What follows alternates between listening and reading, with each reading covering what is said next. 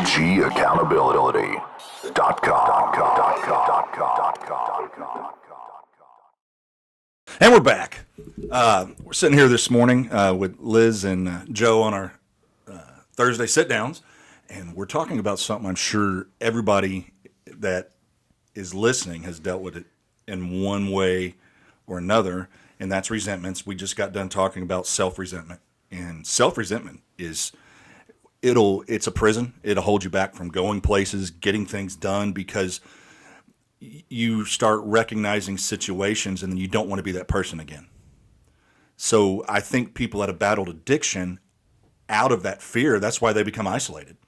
And that's why addiction isolates a lot of people, and they stay at home and they drink by themselves or whatever it is because of that self-resentment, that self-hatred, and then I don't want to have to open up to anybody.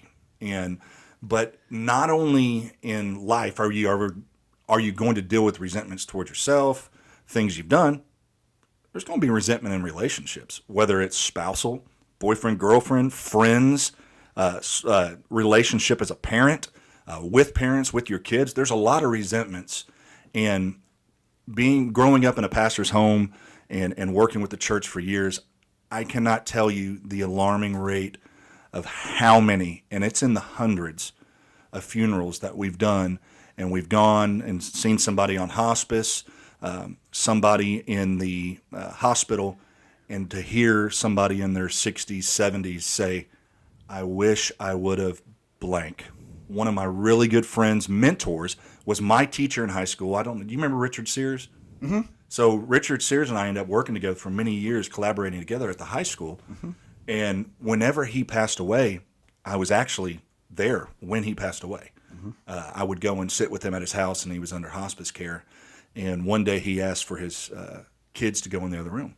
Mm-hmm. And he just wanted to talk to me. And I won't divulge everything that he said, but there was a lot of resentment.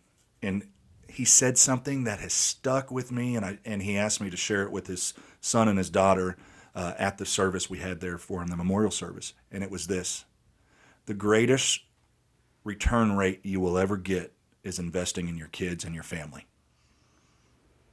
He lived a lot of years wishing I would have, and I can't divulge everything because it was just between he and I, but resentments in relationships are eventually going to, they're like a snake. They're eventually going to show their head. Yeah, they're going to come to the surface. They're going to come to surface. And whether it's by passive-aggressive behavior to finally let that resentment come out, that is why effective communication in all forms, even at the gas station when you're dealing with the guy behind the counter, I'm really good at knowing what I'm talking about, but sometimes when I speak, it doesn't come out the way it should. So effective communication can kill a lot of resentment, knowing what somebody means. You ever had somebody tell you something, then you're like, what did you mean by that?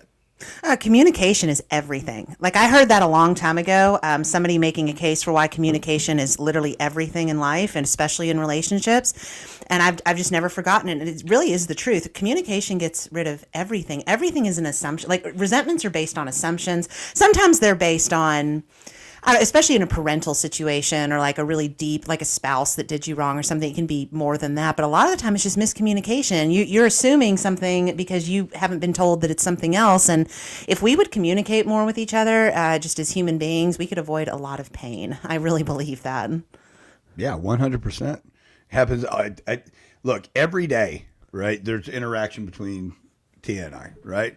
Some things, sometimes I still say the wrong things. You know, it happens. What I try to do is I don't want those resentments to build up like we talked about earlier in the segment, right? I want to get those out in the open and get them and deal with them now and find a solution. That's what T and I, we try to do that, right? Now, we're not experts at it, right? We still live under the same roof, and we're still two different people. But you're still under the learning curve. Yes. Well, when do you stop? You never stop learning, you never right? Stop. Ever. You know, so you know, like I said, sometimes we don't say the right things to one another, but our goal isn't to beat each other. It isn't to win. All right. The second you start trying to win, you're going to lose. Man, we talked about this before, but you're hitting on a very, very hard part in my life is in dealing with people. It's not that I wanted to be right. It's that I wanted you to think like me. Yeah. See how you mask that? No, you need to think like me. No, you want to be right. And that's been a struggle for me. And I will find myself sometimes over explaining things. It's not because I don't think you understand. I recognized it in myself. It's because I'm trying to get you to my will. And then now I recognize that and I have to be like, okay, Sounds like pride. it is pride. Sounds a lot like pride. Well, it's pride. I've got some areas. Thank God that we have the ability to work on ourselves, right? And when you look at the string of damage, even the damage we do sober, even the things, especially the things we do sober, we have nothing to blame except ourselves in. And when you start looking at where you came from, and when you start dealing with people, if you don't effectively communicate, and then you move on to a new friendship, a new relationship, you carry those resentments over, and now you start bleeding on people who never cut you. You start pushing off onto people something they never did. Well, and in that situation, because that's common, I mean, I've been there, but I think I confronted that at one point to just, it's a conscious, like we were talking about before we started filming, it's a conscious decision to sort of refocus your attention and rewire your own brain. Like, for example, I know this person, if you catch yourself, treating somebody a certain way when they maybe haven't done anything to deserve it, you can catch yourself and rewire yourself. You really can. And it requires self-awareness. It doesn't happen overnight. It's a process. You get better at it. But you can stop yourself and just be like, okay, this is not a healthy response. Whatever it is, to this situation, I'm going to choose a different response. And when you do that, you give yourself an opportunity to see how much better something can be with a different response. But you also retrain your brain. Like, it's neural pathways. You have defined neural pathways that cause you to just sort of autopilot and respond to things a certain way. But you can create new pathways, and those will atrophy as you create new ones. It just requires effort and intention. Absolutely. Yeah. I don't think I heard it put any better. It's the truth. Well, because I've been doing this for a while,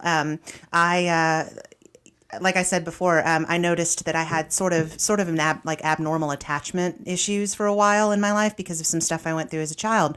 But I recognized them, didn't judge myself. It's, this is a normal human response to that kind of a thing. But these are things that are not good for my relationships, and they're not good for me.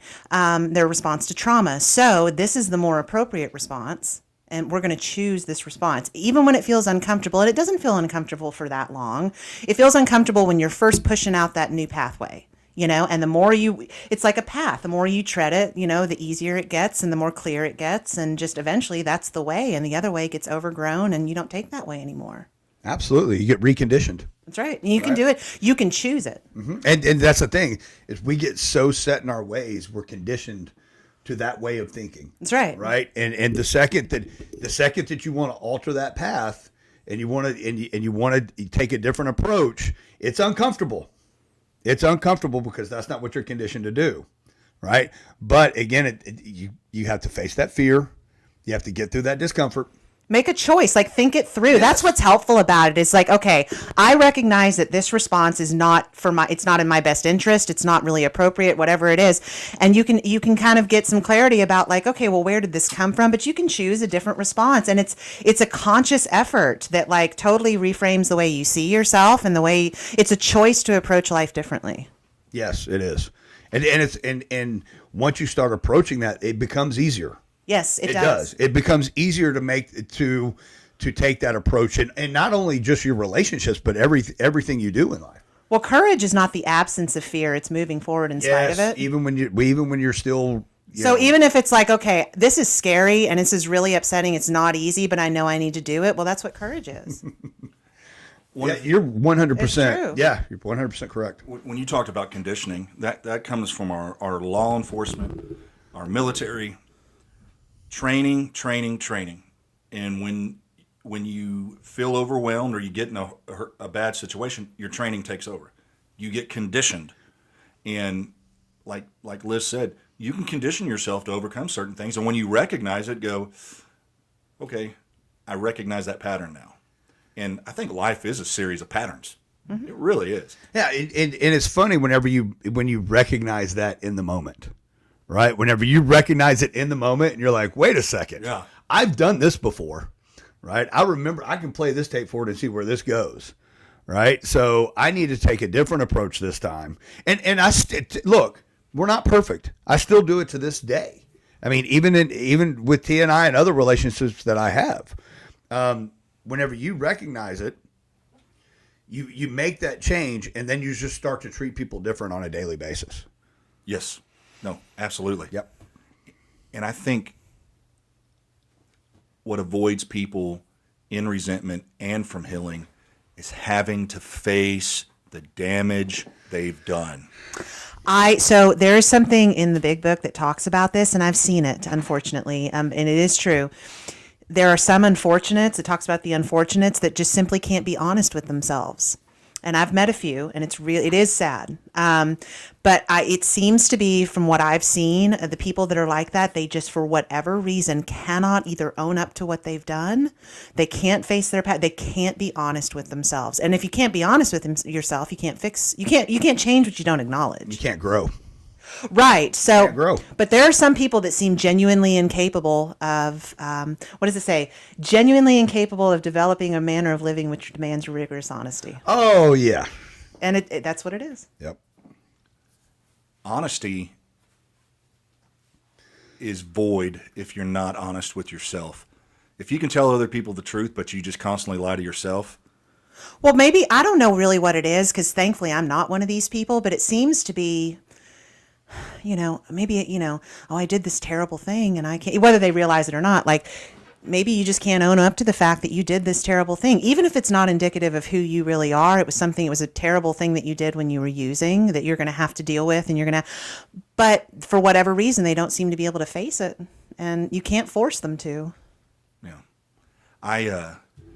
When we talk about addiction, different things like that, and I opened up with Alf on the very first podcast we had about this, and it's something hard to say because of the state that we live in, but I never really was addicted to alcohol or drugs. I was addicted to women. I'm being honest. Well, that's part of my problem was women. Okay. And look at you now, Joe. Look at you know, now, right? Look at you now. Part of my problem was women. Okay. It was seeking more, always, it was never enough. Right.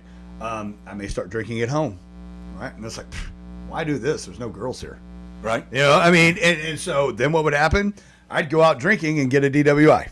Yeah. That's it would always get worse, but that was kind of what I would gravitate to. That was my so-called trigger, right? Was getting out there and meeting women. Okay. I felt that I was doing was by going out and drinking was I was being more social, I was able to talk, I was a different person then. But what I didn't realize at the time was that dude was an asshole. I was going to say, you felt like you were awesome. No one else thought you were awesome. I was awesome, right? Nobody.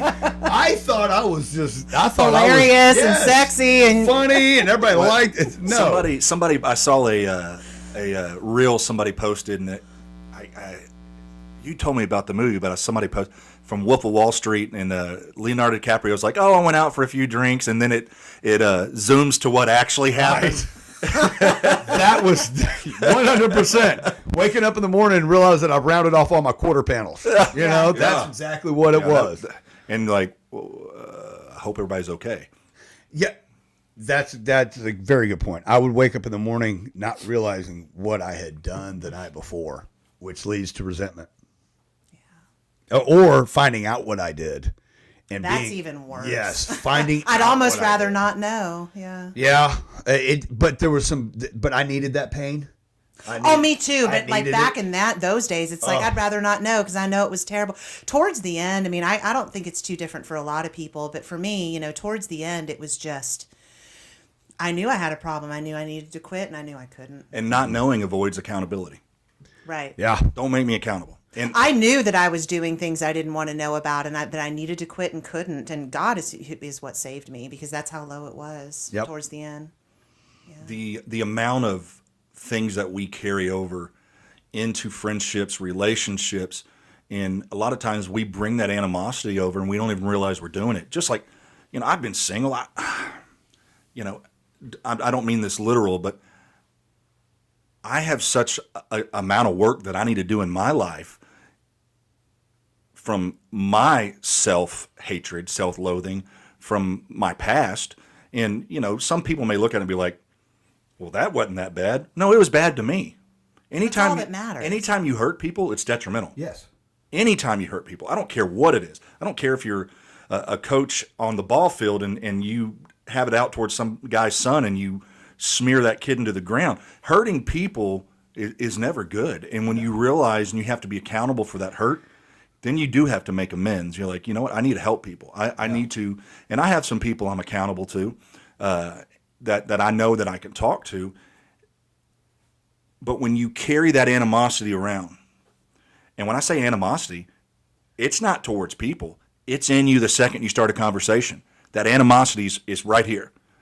2 reasons why. I don't know why I did this, but 2 reasons why is, number one, when you carry that around in you, every person you talk to, you think they're judging you. When you have that self-hatred, It's because you're judging yourself. it's because it's that self-animosity. So you have a hard time communicating with people because you think they're just sitting there judging you the whole time. That's not true, though, right? And it's not true. Because you're operating on assumption. Absolutely. And we know what happens when you assume. Yep. You make an ass it would fix that. out of you and me. That's right. Communication would fix that. Communication fixes Everything. just about everything. Yeah. Listening, not hearing, listening. Hearing. And I've gone through some difficult conversations, just even in the past month with people, to have to identify things in myself. But I'm going to tell you, when you start identifying things in yourself, you start seeing other people going, they can't identify where their area of flaw is. Now people say, well, who are you to tell them where their flaw is? The second it starts hurting other people or hurting themselves, that's a flaw. That's a flaw when you allow things to hurt yourself purposefully. But sometimes people get in a rut and just out of habit, they're doing things that are detrimental to themselves every single day. And when you get past that, it really is freeing. Joe, you said it so good. I have a life. I'm no longer walking around with that to where there's no life 5 feet from me. Yeah. God, I'm grateful. Yeah. I'm grateful for what I have now. And like I've said before in a previous podcast, is I want everybody to experience this. And one of the things that I really try not to do is point out other people's shortcomings to them, right? Because what I don't want to do is I don't want to play that role in their life. In order for them to make the steps forward or take steps that they need to realize that themselves. And really, I want them to be able to figure that out on their own. I don't want to be the one that has to point it out to them. Yeah. Right. I mean, if there's a time for an intervention, then yes. Okay? We all need somebody in our life that can speak to us. Just like when you go to the Bible, you look at, was it David and Nathan? And Nathan had to go up to David and go, hey, David, get your crap together. And Dave's like, oh, dang, you're right. I need to. But that comes with being around people you trust, somebody that can speak into your life. And that's finding the right channels of people that you'll listen to, but will listen to you. Yeah, and I think there's a line there. There's a fine line between holding people accountable, including yourself. Yeah.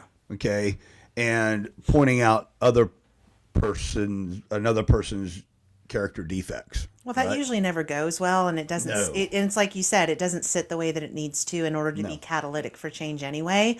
Like I've met countless people with serious addiction problems that have heard from every direction in their life that they have a serious problem, and does it register? No, it doesn't. So- It doesn't. And it's everybody else's fault still. That's right. It's everybody else's fault. Until they're ready on their terms, that the hole's low enough or the bottom's low enough or whatever it takes, it's just not going to register. It doesn't matter how many times you tell No, them. and I had to have the shit kicked out of me for me to finally find out. Me too. I had to be completely beat down, right? In order for me to recognize that, look, there's a common denominator here in all of this. and it's me, right? And all of these problems, all of these issues, all of these divorces, all of these times I wake up, you know, in a jail cell, you know, there's a common denominator there, and it's me. That's right. It's not other people. So who am I to go off and point it out to them? Yeah. Right. Now, holding someone accountable, I try to keep people around me that do hold me accountable. Right. Guys that I train with, yeah, they're constantly pushing me to be better. That's different. I'm all about that. If people can motivate me and push me to be better, then I'm okay with that, and I'll do the same for them. But what I don't want is I don't want to be calling people out on what their shortcomings are. That's not my job. I agree. I do agree with that to an extent. If it's somebody that's close to me, a family member, somebody I love, somebody I care about, you know, I may say, "Hey, man, do you notice every time we get together, you got a drink in your hand? Like, is this something that you're struggling with? Is this?" And I'm gonna tell you, when you say that to some people, I just recently had a conversation with somebody. Like, it seems like every time I'm around you, it doesn't matter what it is, alcohol's involved. And then this is their reply: "Well, had I known that you had an issue with it, I would have conducted myself differently." And then about 3 minutes later said, "Yeah, I may kind of been heading down that path as well." Like, when you can speak to somebody and they will listen, and then, because I'm the type of person, nobody likes to be confronted. Mm-hmm. But sometimes I'm smart enough, that if you tell me that, I'll go home and I'll sit there and think,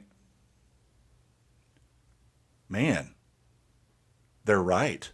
Well, you can always plant a seed. Like I remember when I was first trying to get my act together a long time ago, there were seeds that my mother had planted when I was 12 that I finally came back to and was like, man, she's smart. Mirror, mirror on the wall. I was like, I should have listened to her a lot more. The older we get, the smarter they get. That's right. Yeah. So, well, but I mean, you can always plant seeds, and I try to do that for sure. Like, he knows what I mean. Like, there are people that are active in addiction that you're just not going to get through to them. They don't want to hear it. Maybe they know they have a problem, but they're not ready to stop it. I mean, for whatever reason, they're just not going to listen to you. But you can plant seeds, and I've done that many times, like with people that I can tell are struggling, but they needed to hear something. Mm-hmm. And so I'll plant the seed. Like, maybe sometime in the future, you'll come back to this and remember this. Yeah. Oh, yeah. And if they're hurting other people, now that's a completely different story. No, right? Absolutely. Yeah. I mean, I will absolutely, especially if it has to do with my family, right? Or my business. Yeah. You know, it's like, hey, look, you know, there's room for improvement here.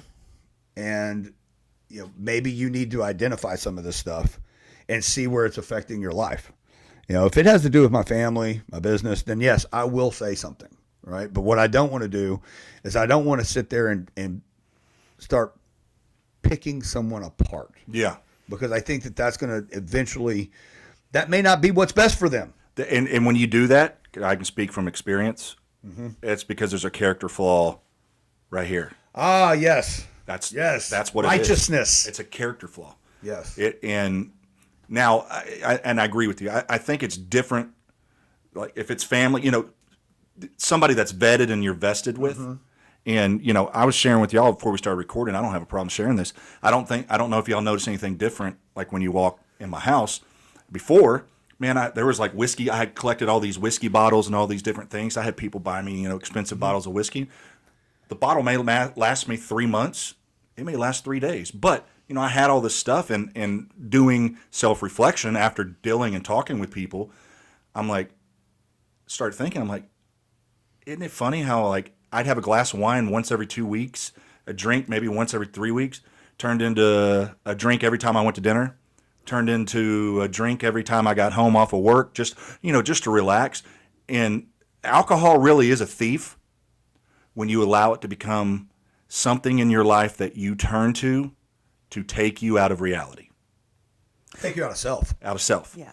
And to me, a healthy, the Bible does not preach against drinking. It preaches against drunkenness. Now it's up to us to decipher where that line is. And for some people, alcohol is like, we have a lady who goes to our church. She is 100% alcohol and against alcohol, and she's amazing. She doesn't have a problem with people drinking. She can't. And people will be like, man, she's a zealot. You know, she's over. She worked in a bar for 18 years.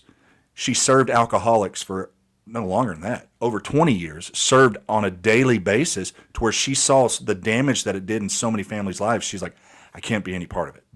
And then I began to think about like the image that I'm setting for my daughter. What does my daughter see? You know, it's like you have to get a grip on a hold of things, get a grip of things before they do become a problem. And I think that people wave the white flag too late a lot of times.